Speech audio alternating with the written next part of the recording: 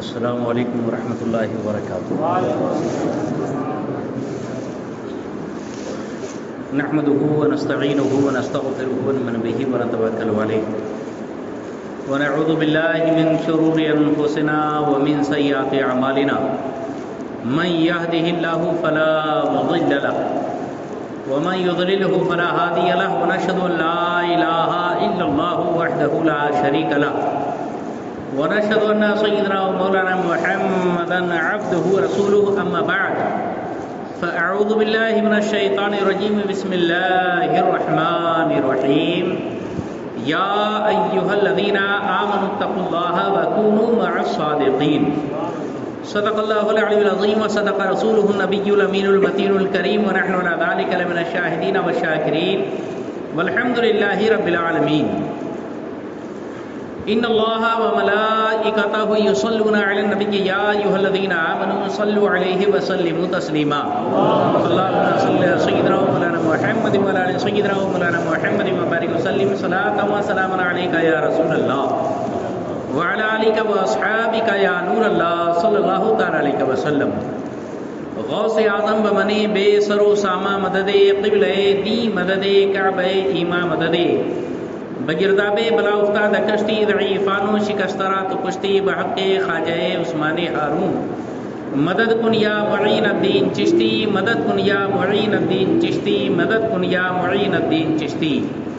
سرورا شاہا کریمہ دستگیرہ اشرفا حرمت روح پیمبر یک نظر کن سوئے ماں اے اشرف زمانہ زمانے مدد ماں درہائے بستراز کلید کرم کشا۔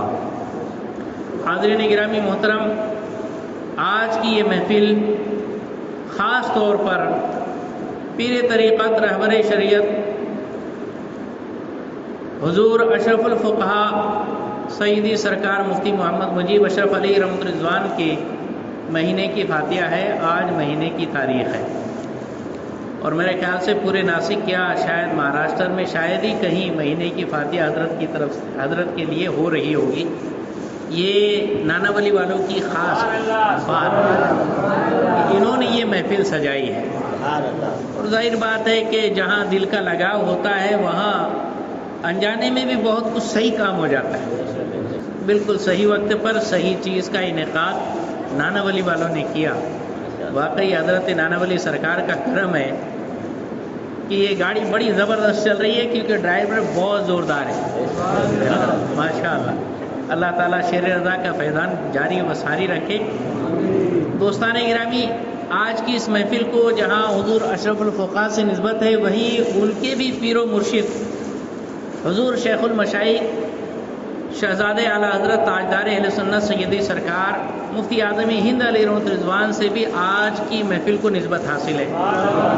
کیوں؟ اس لیے کہ 14 تاریخ جو ہے ذی الحجہ کی ہے محرم کی، حضور سیدی سرکار مفتی اعظم ہند علیہ رحمۃ رضوان کے عرس کی تاریخ اور یہ آج 16ویں شب ہے، تو 2 ہی دن تو ہوئے ہیں عرس مفتی اعظم کو، اور آج تو شہنشاہ ناسک کی بھی عرس کی تاریخ ہے۔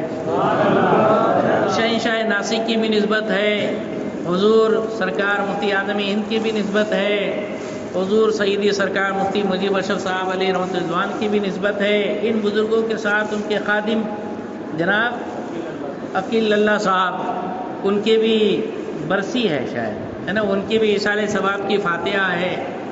غرض کے تمام آقاؤں غلاموں اور چاہنے والوں کی یہ محفل ہے اور ان آقاؤں کے ہم بھی غلام ہیں، آپ بھی غلام ہیں، سبھی جمع ہوئے ہیں۔ اللہ تبارک و تعالی ہماری یہ نشست قبول فرما دے۔ بڑی بڑی نسبتوں اور محبتوں کے ساتھ ہم یہاں جمع ہوئے ہیں اور یہ نسبتیں رائے گاہ نہیں جاتی، یہ نسبتیں بڑی کام کی چیز ہے اور قیامت میں بہت کام آتی ہے، کیونکہ اللہ کے رسول کی بارگاہ میں ایک صحابی حاضر ہوئے، عرض کرتے ہیں متی الساعۃ یا رسول اللہ، اے اللہ کے رسول قیامت کب آئے گی؟ حضور پاک صلی اللہ علیہ وسلم نے فرمایا، پوچھ تو رہے ہو قیامت کے بارے میں، وما اعددت للساعۃ، قیامت کی کیا تیاری کر رکھی ہے؟ وہ صحابی تھے، صحابی مدینہ پاک کے رہنے والے، ہاں، مدینہ منورہ کے رہنے والے اور ان کے نصیب تو اللہ نے ایسے جگائے تھے کہ 5 وقت کی نماز مسجد نبوی میں ہوا کرتی تھی، جہاں ایک نیکی 50,000 نیکی کے برابر ہوتی ہے۔ اور کرم بالائے کرم اللہ کا یہ کہ خود حضور پاک امام الانبیاء کی ابتدا میں 5 وقت کی نماز ادا کرتے تھے، صحابی تھے، لیکن اتنے پکے اور اتنے اچھے نمازی ہونے کے باوجود انہوں نے حضور سے یہ نہیں کہا کہ سرکار میں بہت نماز پڑھتا 5 ٹائم، آپ کے پیچھے آ کے نماز پڑھتا، نہ بالکل نہیں۔ وہ تو صحابی تھے، ایک بھی روزہ ان کا کبھی زندگی میں نہیں چھوٹا، صحابی تھے، کوئی نیکی جان بوجھ کر ان سے چھوٹی ہی نہیں، لیکن تمام طاعت و تقوی کے انبار اور ذخیرے ہونے کے باوجود انہوں نے حضور کی بارگاہ میں جو کہا اس کو شاعر نے اس انداز میں 2 مصروں کے اندر پیش کیا ہے کہ نہ طاعت پر، نہ تقوی پر، نہ زہد و اتقاء پر ہے، ہمارا ناز جو کچھ ہے محمد مصطفیٰ پر ہے۔ صحابی عرض کرتے ہیں، نعرہ رسالت حضور اشرف الفقہاء مفتی سید عاصم اقبال صاحب کی بلا۔ صحابی عرض کرتے ہیں سرکار قیامت کے لیے بس یہی انتظام کیا ہوں کہ میں اللہ سے محبت کرتا ہوں اور آپ رسول اللہ سے محبت کرتا ہوں، آپ کی محبت ہے میرے دل میں اور اللہ کی محبت ہے میرے دل میں۔ اللہ کے رسول صلی اللہ علیہ وسلم نے یہ نہیں فرمایا کیا محبت لگائے ہو، نماز پڑھو، روزہ رکھو اور بس اللہ ہی اللہ کرو، اللہ ہی اللہ کرو، اللہ ہی اللہ کرو، نہ یہ نہیں فرمایا حضور پاک صلی اللہ علیہ وسلم نے، بلکہ صحابی رسول کے اس جواب پر اپنی تائید کی مہر لگاتے ہوئے حضور نے یہ ارشاد فرمایا المرء مع من احبا، کہ جاؤ دنیا میں انسان جس سے محبت کرے گا قیامت اس میں اسی کے ساتھ اس کا حشر ہوگا۔ صحابی تو جھوم گئے، ہاں دنیا میں حضور سے محبت ہے تو قیامت میں بھی سرکار کی غلامی نصیب ہوگی، اور ظاہر بات ہے کہ جب حضور کے دامن کرم میں قیامت میں جگہ نصیب ہو جائے تو پھر کہنے ہی کیا ہے کہ ڈھونڈا ہی کرے صدر قیامت کے سپاہی، وہ کس کو ملے جو تیرے دامن میں چھپا ہو۔ وسعتیں دی ہے خدا نے دامن محبوب میں، جرم کھلتے جائیں گے اور وہ چھپاتے جائیں گے۔ سبحان اللہ۔ تو یہ والی بات ہے کہ دنیا میں جس سے محبت کرے گا انسان آخرت میں اسی کے ساتھ اس کا حشر ہوگا۔ اب ظاہر بات ہے کہ یہاں جو آپ اتنے کرونا کال میں آئے ہو، ایسی مہاماری کے اندر کے لوگ گھر کے اندر دبک کے بیٹھتے ہیں، باہر نکلتے ہیں تو چاروں طرف دیکھ کر نکلتے ہیں کہ کوئی آ تو نہیں رہا، کوئی جا تو نہیں رہا، کوئی کھاس تو نہیں رہا، کوئی چھینک تو نہیں رہا۔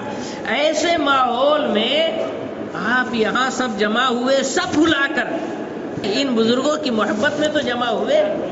صاحب جب آپ کو یہ بزرگوں کی محبت کچے دھاگے سے کھینچے یہاں تک لے کر آئی ہے تو یقین جان لیجئے کہ جب یہ محبت ہمیں اپنے گھروں سے نکال کر یہاں لا سکتی ہے تو کل قیامت میں ان کے دامنوں میں بھی پہنچا سکتی ہے۔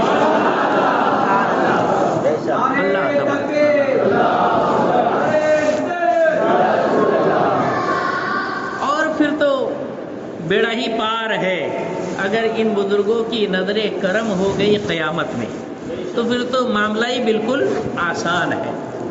ہاں تو حاضرین گرامی، حضور اشرف الفقہاء علیہ الرحمت والرضوان کی پیدائش 2 رمضان شریف میں، سبحان اللہ، آقاؤں کے آقا قادری دولہ سرکار سیدنا عبد القادر جیلانی غوث اعظم کی پیدائش 1 رمضان کو اور غلام غوث الورا کی پیدائش 2 رمضان ہے نا۔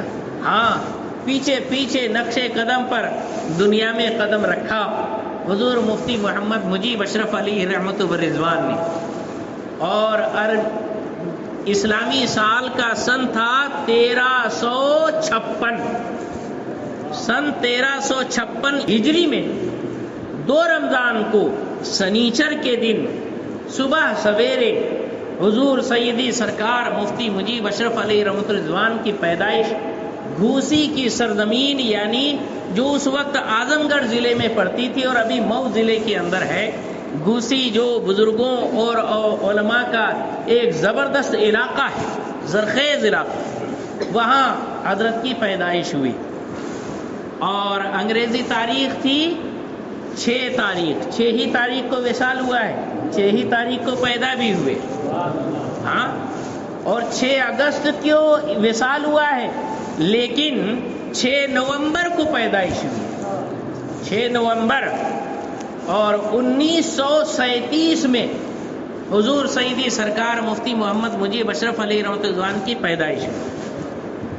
پیدا ہونے کے بعد حضرت تو چھوٹے تھے، ان کے جو والد بزرگوار تھے حضرت کے محمد حسن ان کا نام تھا علیہ رحمت و رضوان، وہ مرید تھے کچھوچا شریف کے بڑے جید اور جلیل القدر سید احمد اشرف رحمۃ اللہ تعالی علیہ، سید احمد اشرف رحمۃ اللہ تعالی علیہ، جو اشرفی میاں علیہ رحمۃ رضوان کے صاحبزادے ہوں گے غالباً، تو سید احمد اشرف رحمۃ اللہ تعالی علیہ کے مرید تھے حضرت کے والد۔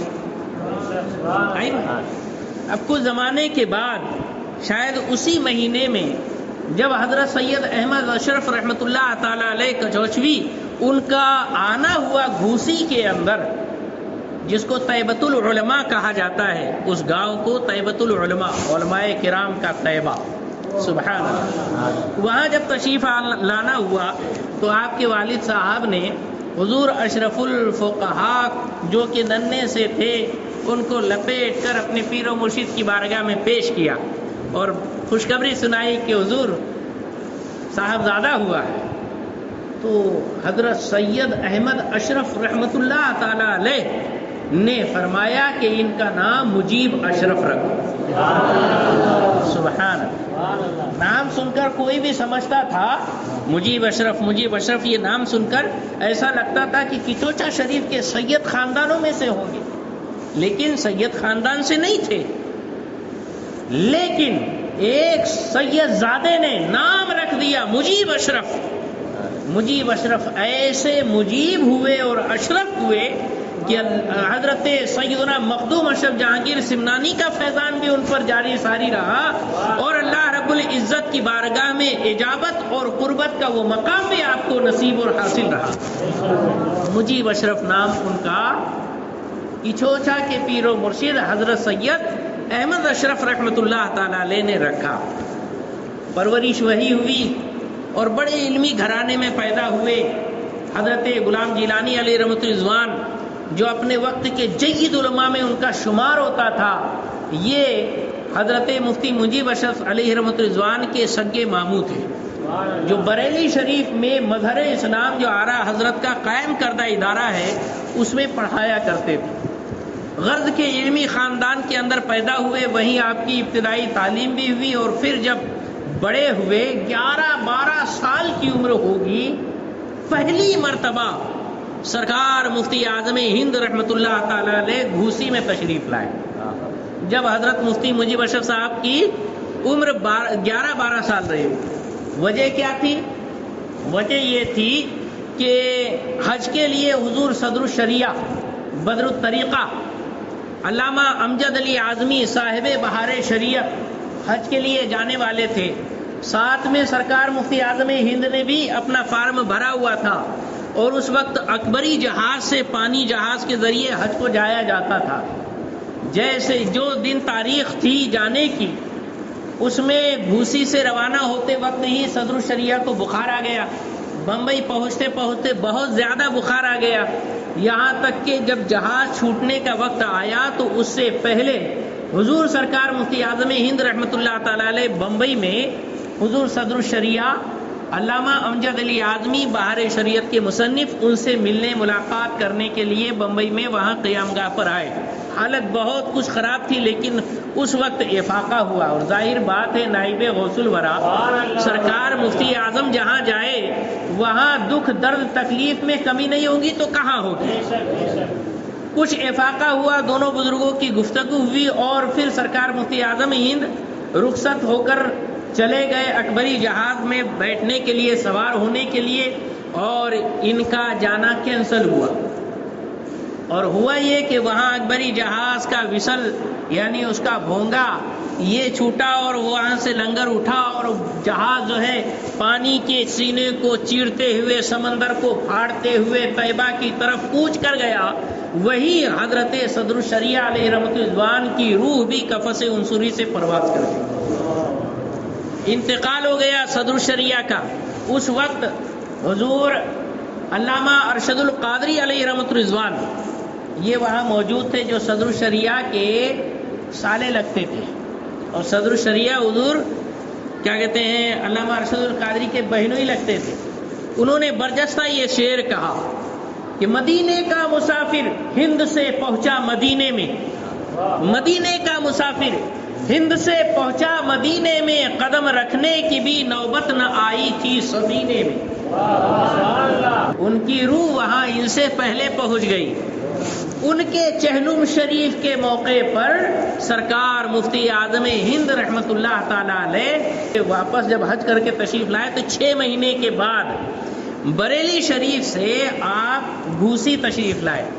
اس وقت حضور مفتی مجیب اشرف صاحب کی عمر 11-12 سال کی تھی۔ ریلوے اسٹیشن پورا کھچا کچ بھرا ہوا تھا اور سبھی لوگ انتظار کر رہے تھے۔ اسی درمیان سرکار مفتی اعظم ہند رحمت اللہ تعالی علیہ جو اس وقت قریب 40 سال کے ہٹے کٹے جوان تھے، جب بریلی کا چاند پوری آب و تاب کے ساتھ گھوسی کے ریلوے اسٹیشن پر رونما ہوا، طلوع اجلال فرمایا، آسمان کا سورج بھی ماند پڑ گیا۔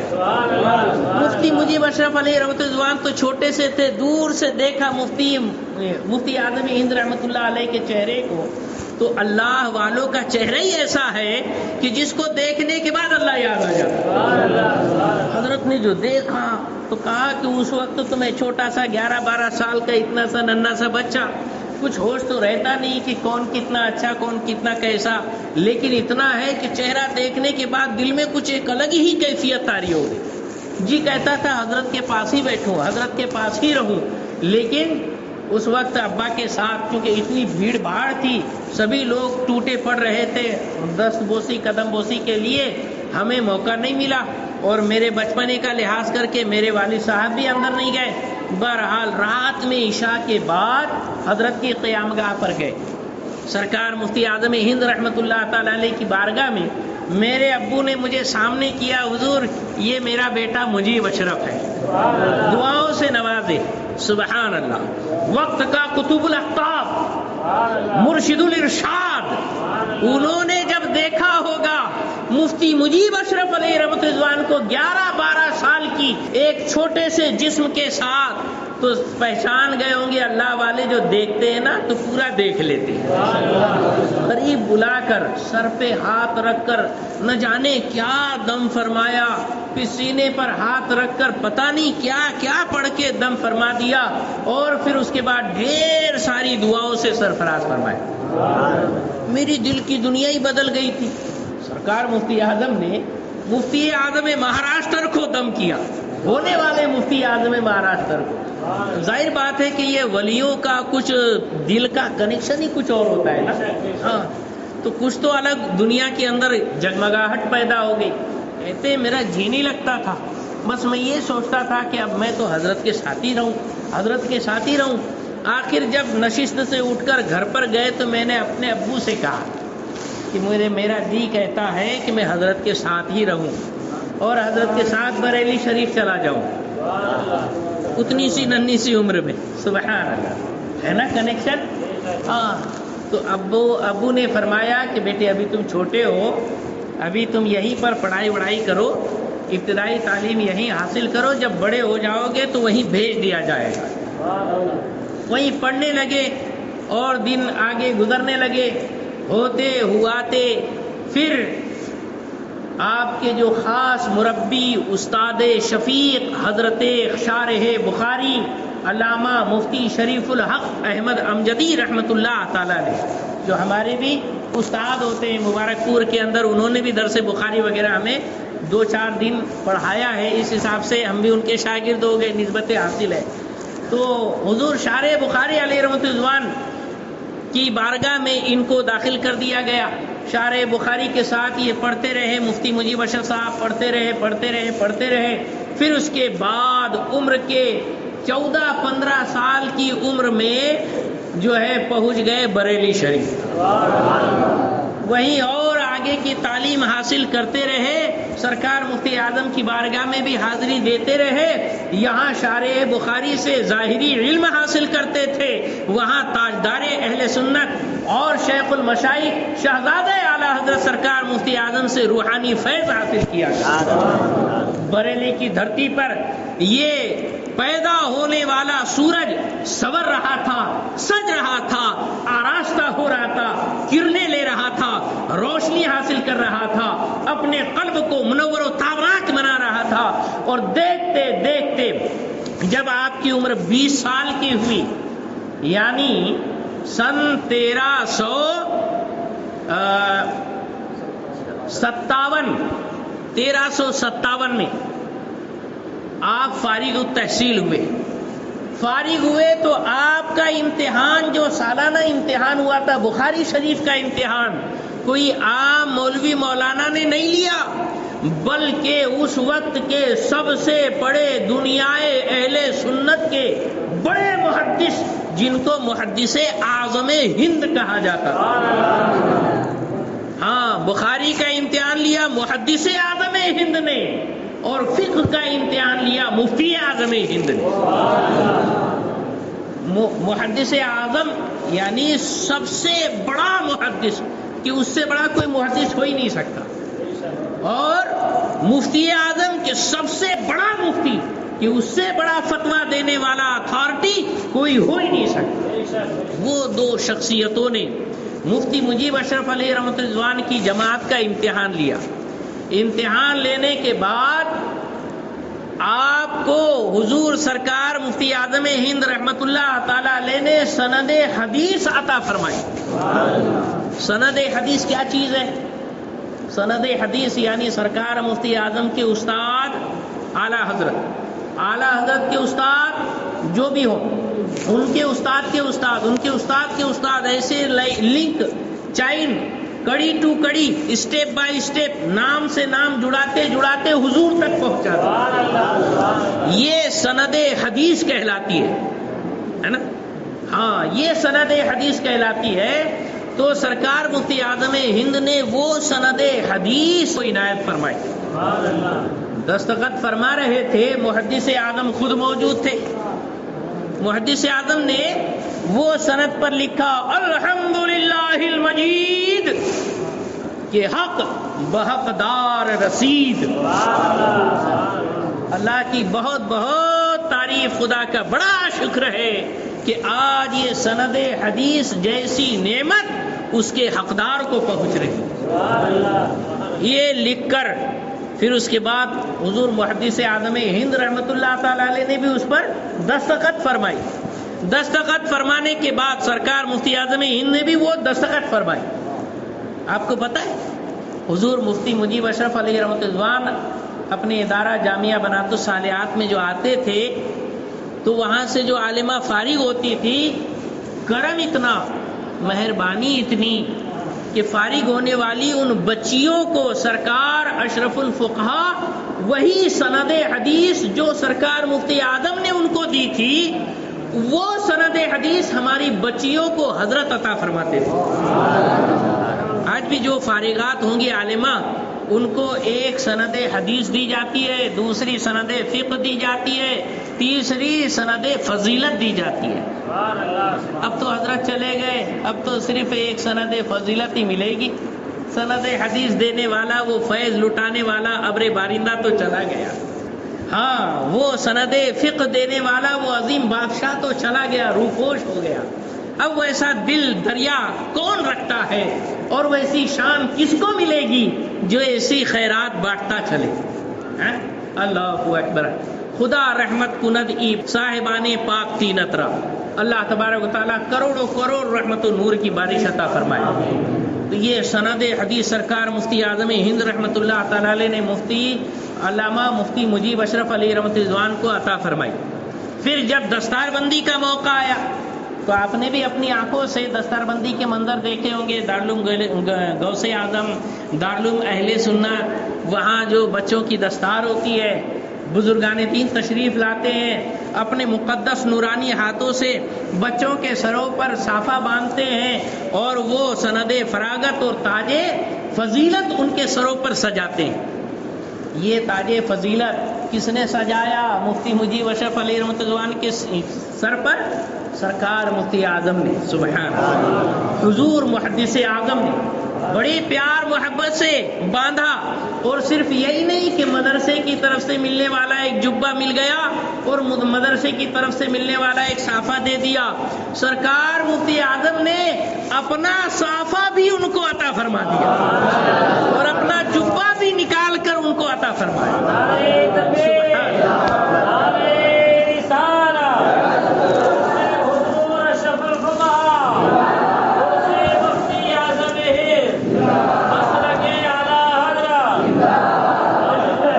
اسے کہتے ہیں یہ بڑے کرم کے ہیں فیصلے، یہ بڑے نصیب کی بات ہے، یہ بڑے کرم کے ہیں فیصلے۔ کسی کو ایسا نوازا جاتا ہے، کوئی ایسا لائق و فائق ہوتا ہے، غرض کے 20 سال کی عمر میں بزرگوں کی امانت سینے میں لے کر اور سروں پر سجا کر حضور اشرف الفقہا دین و سنیت کو علم کی خیرات بانٹنے کے لیے تیار ہو چکے تھے۔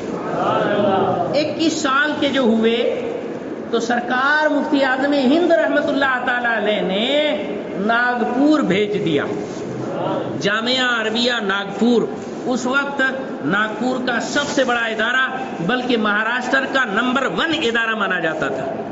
وہاں نائب شیخ الحدیث کی ضرورت تھی۔ تو 21 سال کتنی عمر ہوتی ہے؟ 21 سال کا بچہ کون ہوگا یہاں پر؟ دیکھ لیں گے آپ، چھوٹا سا ہے نا، 21 سال سے زیادہ ہی ہوں گے شاید، ہے نا۔ 21 سال کے مفتی صاحب سرکار مفتی اعظم نے انہیں نائب شیخ الحدیث بنا کر بھیج دیا ناگپور۔ اب ناگپور میں اس وقت تھے مفتی عبد الرشید فتح پوری علیہ رحمۃ رضوان۔ یہ مفتی عبد الرشید فتح پوری علیہ رحمۃ رضوان کو جانتے ہوں گے شاید یہ بچے جنہوں نے تسہیل المصادر پڑھی ہے، نام سنا ہے تسہیل المصادر؟ فارسی قاعدہ، اس کے رائٹر جو ہیں وہ مفتی عبد الرشید فتح پوری علیہ رحمۃ رضوان ناگپوری ہے۔ ان کی لکھی ہوئی کتاب، بغیر یہ کتاب پڑھے کوئی عالم بنتا ہی نہیں، بلکہ اسٹارٹ ہی نہیں ہوتا عالم بننا، تو ختم کہاں سے ہونے والا؟ وہ زبردست کتاب کے رائٹر ہے مفتی عبد الرشید فتح پوری۔ اس وقت وہ سب سے بڑے بزرگ تھے ناگپور کے اندر۔ ان کی دعوت اور ان کی گزارش پر سرکار مفتی اعظم ہند نے حضرت مفتی مجیب اشرف صاحب کو 21 سال کے مفتی صاحب کو بھیج دیا، کائے کے لیے؟ اس وقت کے سب سے بڑے ادارے کے نائب شیخ الحدیث کے منصب کے لیے۔ اب حضرت مفتی عبد الرشید صاحب نے دیکھا کہ یہ تو بچہ ہے، یہ نائب شیخ الحدیث، حالانکہ یقین تھا مفتی اعظم نے بھیجا ہے۔ پھر ایسا کرتے ہیں، کامٹی کے اندر ایک ادارہ تھا دوسرا مدرسہ، وہاں صدر مدرس بنا دیا حضرت مفتی مجیب اشرف علی رحمۃ کو، چھوٹا بچہ سمجھ کر بھیج دیے ادھر۔ 2 سال وہاں جو انہوں نے پڑھائی جب کی، لیکن پڑھائے بچوں کو تو معاملہ ہی جم گیا، لیکن پوری تعلیم وہاں نہیں تھی، اس لیے حضرت نے وہاں ریزائن دے دیا۔ پھر سرکار مفتی اعظم ہند علیہ رحمۃ اللہ نے کچیان مسجد کے اندر امامت کے لیے سرکار مفتی مجیب اشرف صاحب کو مقرر کیا بطور امام، کچیوں کی مسجد میں حضرت مفتی صاحب امام بن گئے، اور ان کی قابلیت صلاحیت دیکھتے ہوئے حضرت مفتی عبد الرشید علیہ رحمۃ اللہ نے ان کو پھر اپنے ادارے میں جامعہ عربیہ ناگپور کے اندر نائب شیخ الحدیث کے درجے پر رکھ لیا۔ 5 سال تک جو آپ نے وہاں علمی فیضان جاری کیا ہے، اسی 5 سال کے عرصے میں ہمارے اپنے حضرت مولانا عبد الغنی رضوی نصیر آبادی فخر خاندیش، انہوں نے وہاں پر ان کی بارگاہ میں گھٹنے ٹیکے ہیں اور تعلیم حاصل کی ہے۔ وہی عرصہ ہے جس عرصے کے اندر بڑے بڑے علماء، فقہا، فضلاء اور بڑے بڑے جانکار اور بڑے بڑے علماء نے وہاں فیض علم حاصل کیا سرکار مفتی مجیب اشرف علیہ رحمۃ اللہ سے۔ 5 سال کا وہ عرصہ ہوا، پھر اس بعد کچھ معاملہ ہوا، حضرت کی عمر اس وقت قریب 27-28 سال کی رہی ہوگی۔ اس وقت حضرت نے جامعہ عربیہ ناگپور سے علیحدہ ہو کر الگ سے الجامعۃ الرضویہ دارالعلوم امجدیہ کی بنیاد ڈالی، کئی ایکڑ زمین کے اندر۔ آج دیکھیں گے آپ تو ایسا لگتا ہے کہ جیسے کنکریٹ کا پورا جنگل بسا دیا ہے اور علم کا ایک شہر آباد فرما دیا۔ ہاں، جہاں پر رسول اللہ کے مہمان سینکڑوں نہیں ہزاروں کی تعداد میں تعلیم حاصل کرتے ہیں۔ دارالعلوم امجدیہ کی پرانی عمارت جو بیچ ناگپور کے اندر موجود ہے، وہ بھی آج دیکھو تو بالکل قابل رشک، قابل فخر، اور دیکھنے کے بعد تو ایسا چھٹاک بھر خون نہ بڑھے تو میرا نام بدل دے۔ اتنی خوبصورت عمارت، ایسی اپ ٹو ڈیٹ عمارت، وہ شاندار بالکل پورے شیشے لگے ہوئے سارے کمرے، یعنی ابھی بھی جو جاتے ہیں 10ویں میں جو گئے، ابھی چہلم میں جو جائیں گے، ان کے رہنے کا انتظام وہی دارالعلوم امجدیہ میں ہوگا جو سرکار مفتی مجیب اشرف علی رحمۃ اللہ نے قائم کیا ہے۔ آپ اندازہ لگاؤ، ایک سمجھو 27-28 سال کی عمر کا نوجوان، بالکل ابھرتا ہوا نوجوان، اس نے کتنا بڑا علمی ہنگامہ اور ایک طوفان برپا کر دیا کہ اتنی شاندار عمارت والا ادارہ قائم فرما دیا۔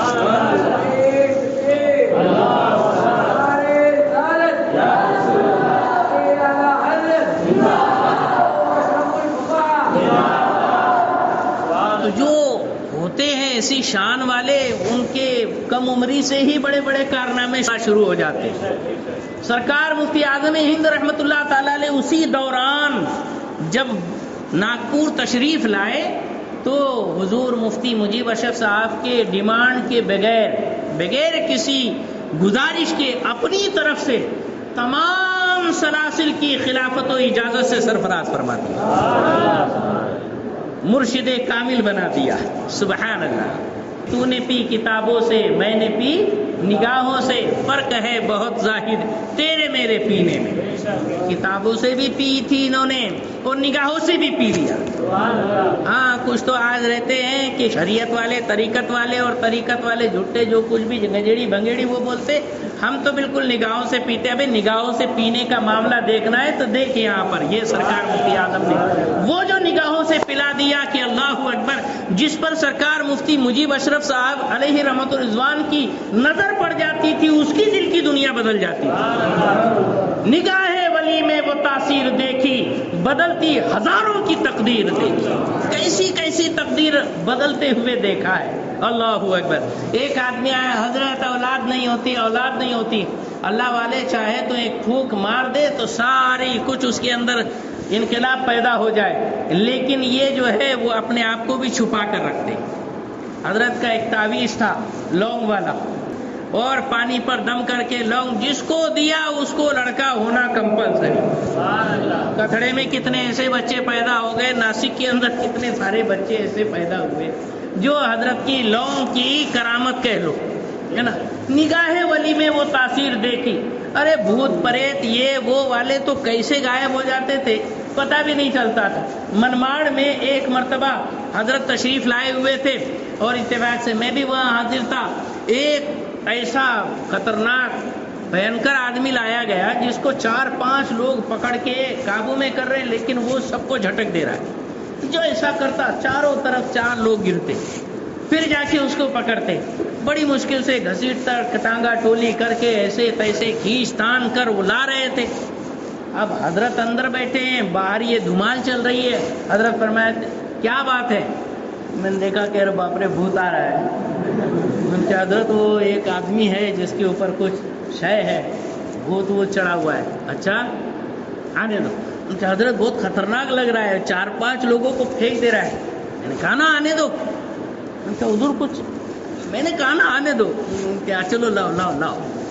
ارے بھیا لائے، اس کو پکڑ کے حضرت کو دیکھا تو چھٹپٹانا بند، دیکھتے سے چھٹپٹانا بند۔ قریب آیا، حضرت بھی اٹھے گئے اور اس کے چھاتی کے اوپر کیا دم فرمایا حضرت نے، کیا نہیں، ایسا شریف بندہ بن کر بیٹھا کہ پھر حضرت کا پانی بھی پی رہا، جو کھانا کھا رہے ہیں وہ بھی کھا رہا، پھر حضرت بھی اس کو اپنے ہاتھوں سے کھلا رہے، اس کے بعد جلسے میں بھی شریک ہوا، مرید بھی بنا اور نہایت ہی شریف انسان کی طرح 9-2-11 بھی ہوا، اور پھر کہا اس کا بھوت گیا، کچھ پتہ ہی نہیں چلا۔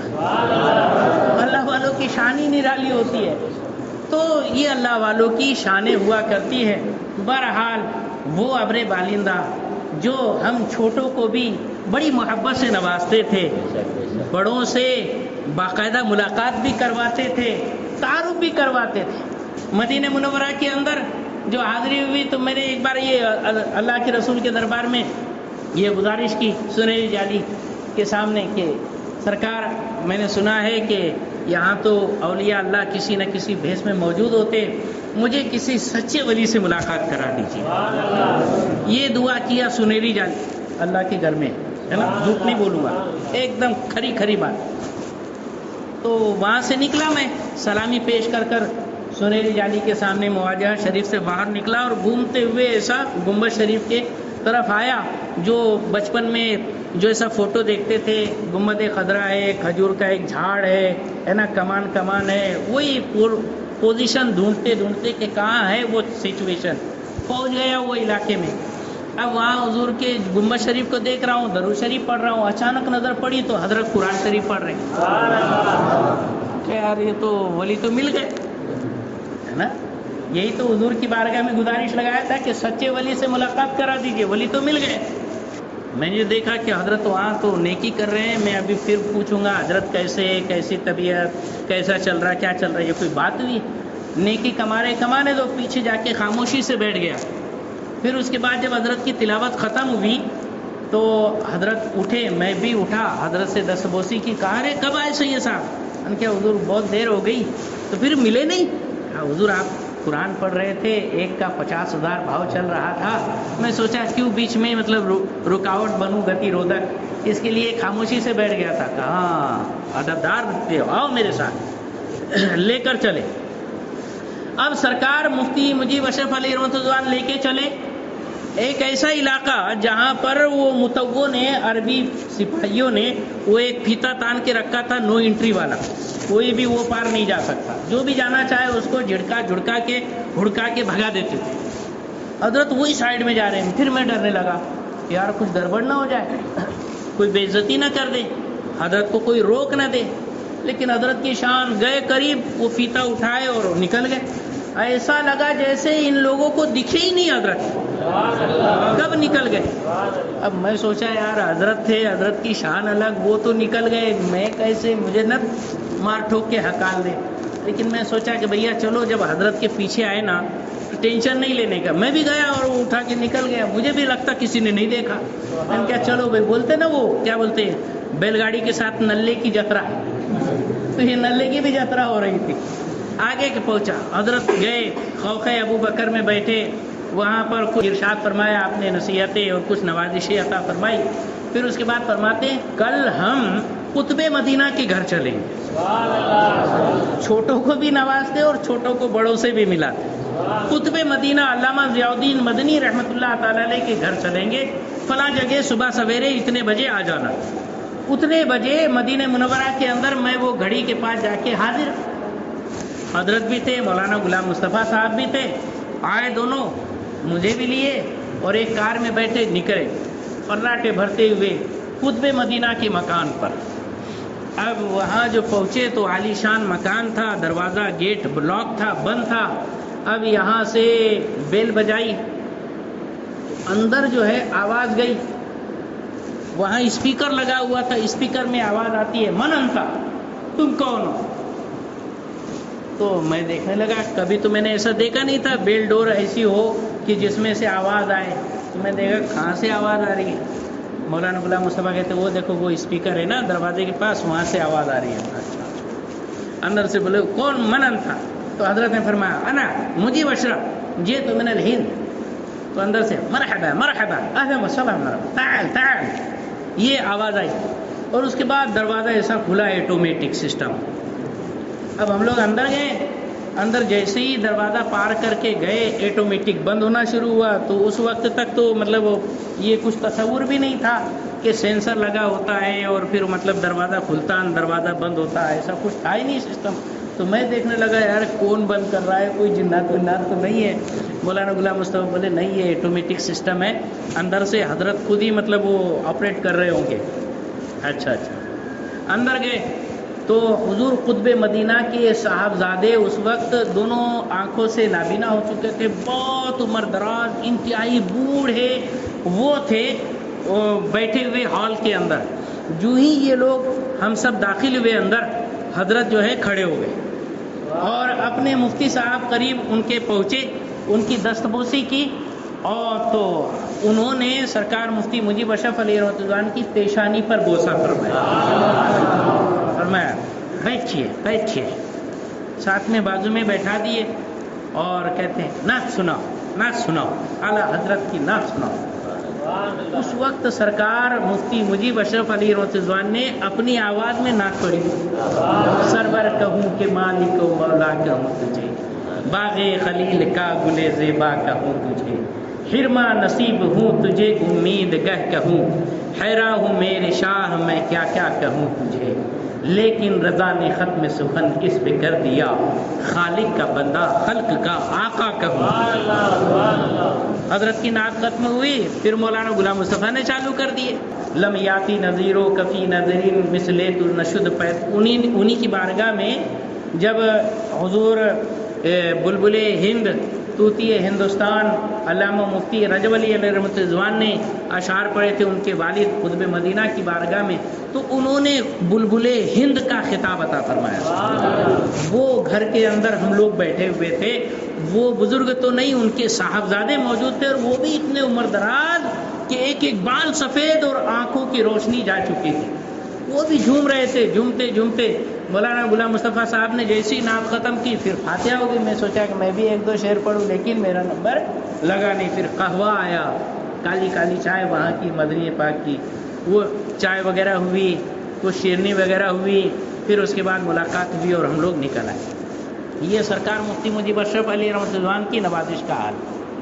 اتنے سالوں سے جاتے تھے مدینہ پاک, اور تقریباً 36 حج کیے. 36 کس کو نصیب ہوتا ہے یار؟ نصیب والوں کو نصیب ہوتا ہے. جب پہلی مرتبہ گئے تھے حضور کی دربار میں تو دعا کی تھی مفتی مجیب اشرف علیہ رحمۃ اللہ نے کہ اللہ کے رسول 12ویں والے آقا آپ کے دربار میں حاضر ہوا ہے, کچھ ایسی خیرات دیجئے کہ 12 مرتبہ میں حاضر ہو جاؤں.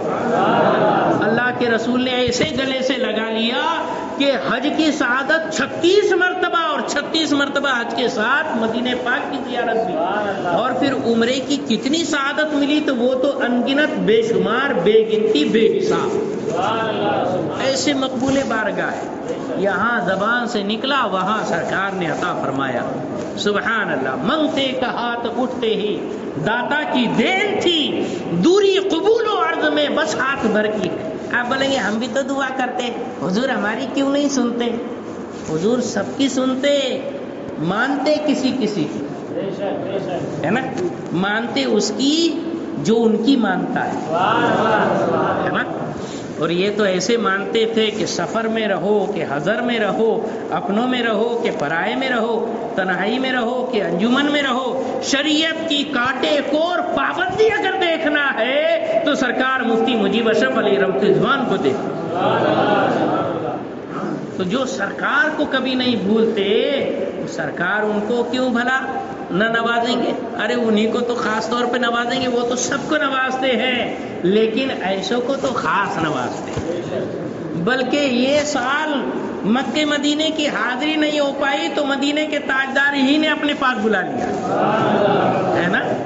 ہاں, یہ گہرا کنیکشن. تقوی کا حال یہ, وہاں کتنے جاتے حاجی, سب آنے دو, کھانے دو, پینے دو, کھانے پینے کے پیچھے پڑے رہتے, اور نماز کا ایسا بھوت کہ اور مرد تو مرد, عورتوں میں بھی جماعت کی چاشنی بھر جاتی. ہاں, بڈھا بھی بڈھی کو پکڑ کے لے کے چلتا, چل اپن جائیں گے نماز پڑھ کے آئیں گے. او ہو, تو وہاں بڑے میاں بڑی بھی کو بازو میں کھڑے کر کے نماز پڑھتا. ایسی نمازیں ہوتی ہے وہاں جوڑے سے, ہاں یا اللہ، ارے کچھ قاعدے ضابطے بھی ہوتے ہیں. ارے ان ایمان فروش لٹوروں کے پیچھے کیا نماز ہوگی؟ اللہ اکبر اللہ اکبر. حضرت کی بات ہی کچھ اور. تقوی کی شان یہ کہ بھئی وہ پتہ نہیں ذبیحہ کیسا ہوگا، کیسا کس کے ہاتھ کا کٹا ہوگا، کھاؤں گا ہی نہیں. ارے تقریباً 32 سال ہو گئے حضرت نے گوشت کا ایک ٹکڑا نہیں کھایا تھا. وہاں حرمین طیبین کے اندر گوشت کا ٹکڑا ہی نہیں کھایا. جب حضرت مولانا شاکر رضا صاحب، میں اور یہ کیا کہتے ہیں مزمل بھائی، یہ سب عمرے کے لیے گئے تھے. کون سا سال تھا وہ؟ 2017 میں جب ہم لوگ گئے تو یہ ٹور والے انہوں نے جو ہے باقاعدہ بکرا خرید کر اپنے ہاتھوں سے ذبح کر کے اس کے ٹکڑے اکڑے بنا کر ٹور والوں کو کھلایا تو سب نے کھائے. اب ہم لوگ گئے اور حضرت سے پوچھا کہ حضور گوشت کھائیں گے؟ تو کہا کہ میں یہاں گوشت نہیں کھاتا. مولانا غلام مصطفیٰ صاحب سے انہوں نے بتایا کہ بھئی ہم تو اپنے ہاتھ سے خرید کر کاٹ کے باقاعدہ ٹکڑے بنا کے لا کر پھر ہم نے پکایا ہے. تو کہا ایسا ہے تو پھر ہمارا بھی انتظام کر دو. دوسرے ہی دن گئے، بکرا خریدا گیا، ذبح ہوا، کاٹا گیا اور ساتھ میں لے کر آ رہے ہیں. مولانا غلام مصطفیٰ صاحب پورا بکرے کا گوشت کا پوٹلا اپنے پیٹھ پر لاد کے چل رہے ہیں. حضرت بول رہے ہیں کہ حضرت مجھے دے دو نا، میں تو آپ کا شاگرد ہے نا، میں تو لے لیتا نا. نہیں نہیں نہیں نہیں، میں خود اٹھاؤں گا. مولانا غلام مصطفیٰ صاحب، ان کی بھی شان نرالی ہے بابا. لے کر گئے، پھر باقاعدہ پکایا اور پہلی مرتبہ مولانا غلام مصطفیٰ کے ٹور میں گوشت بنا. اور پہلی مرتبہ 1917 میں یہ مزمل بھائی کے کارنامے کی وجہ سے حضرت نے وہاں گوشت تناول فرمایا. یہ بات، یہ تقویٰ 32 سال سے جا رہے تھے، گوشت کی ایک بوٹی آپ نے تناول نہیں فرمائی، نہ چکن، مرغی، نہ بکری، نہ کوئی اور کوئی ہونا ہی نہیں. بس کیا رہتا تھا؟ خبزہ، موٹی سی روٹی اور دال یا سبزی، وہی کھانا رہتا تھا حضرت کا اتنے سالوں سے. اتنا بڑا تقویٰ کسی کا دیکھا ہے؟ ارے صاحب یہاں سے جاتے نا ٹور والے تو ساتھ میں سکرٹ لے جائیں گے، بومل لے جائیں گے، کیا کیا لے جائیں گے. اور کسی نے جہاں ڈبہ کھولا تو اس کی سگندھ سونگ سونگ کر لوگ اس کے پاس پہنچے، ارے مجھے دے دینا، ارے مجھے دے دینا. یہ حال ہوتا ہے.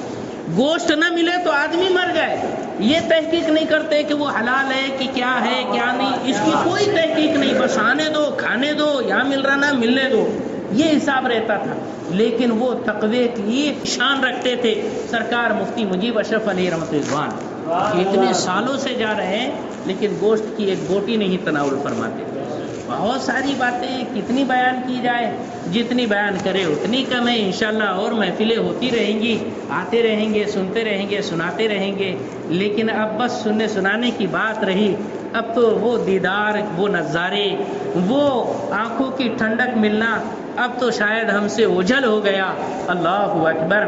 جب وہ ہمارے بیچ میں ہوتے تھے تو ان کے چہرے کے سوا اور کوئی چیز دیکھنے کی جی نہیں کہتا تھا.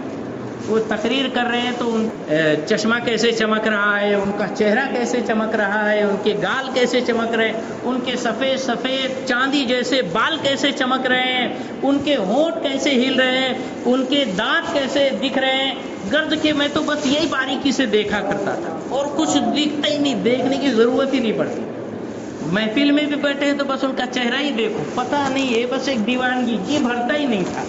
اور جب وہ آتے تھے تو ایسی بہار آ جاتی تھی کہ سبحان اللہ، من کی کلی کلی کھل جاتی تھی. اور جب چلے جاتے تھے اور ناسک سے روانگی ہوتی تھی تو لگتا تھا جیسے جسم سے روح جدا ہو. ہاں اپنے ماں باپ جب جاتے ہیں گاؤں واپس تو وہ احساس نہیں ہوتا تھا جو حضرت کے جانے پر احساس ہوتا. یہ اللہ والوں کے دل کی کشش ہوتی ہے نا، دل سے دل کو راہ ہوتی ہے. اور اللہ کے رسول نے یہی فرمایا کہ جس کو دیکھ کر خدا یاد آئے وہ سچا اللہ کا ولی ہوتا ہے. حدیث کے روح سے بھی. بہرحال بس دعائیں کرتے ہیں ہم، اللہ تبارک و تعالیٰ انہیں کروٹ کروٹ جنتیں عطا فرمائے. اور وہ تو جنت نعیم میں ہے. پاک پروردگار عالم اپنی شان کے مطابق ان کے اور درجے مدارج بلند فرمائے اور سرکار کے قرب خاص میں جگہ عنایت فرمائے اور ان کے فیوض سے ہم غربائے اہل سنت کو بھی مالا مال فرمائے. جب کبھی حضرت کی تاریخ لینی ہوتی تھی بڑی آسانی سے تاریخ مل جاتی تھی، ایڈوانس بھرنا نہیں پڑتا تھا، اور کوئی چیلا بھی ساتھ میں نہیں رہتا تھا، ایک پر ایک فری 2 فری ایسا بھی نہیں ہوتا تھا۔ اب پتہ چلے گا کیسا جلسہ ہوتا ہے۔ ہاں، اب بولا جائے گا کہ پہلے اتنا ایڈوانس دو، اب بولا جائے گا کہ ہمارے لیے کار ہونی چاہیے، اب بولا جائے گا کہ ہمارے نذرانے اتنے ہوں گے۔ اب معلوم پڑے گا، پہلے تو یہ ہوتا تھا کہ ارے کیا 10,000 دینا، ارے کیا 5,000 دینے کام چلا لو، ارے وہ تو اللہ کے بندے کھول کے بھی نہیں دیکھتے تھے۔ ڈھونڈتے ڈھونڈتے اس دہر میں تھک جاؤ گے، میرے مرشد سا زمانے میں نہ کہیں پاؤ گے۔ خدا رحمت کند ای عاشقانے پاک تینت را، فنا کے بعد بھی باقی ہے شانی رہبری تیری، ہزاروں رحمتیں ہو اے امیر کارواں تجھ پر۔ السلام علیکم ورحمۃ اللہ وبرکاتہ۔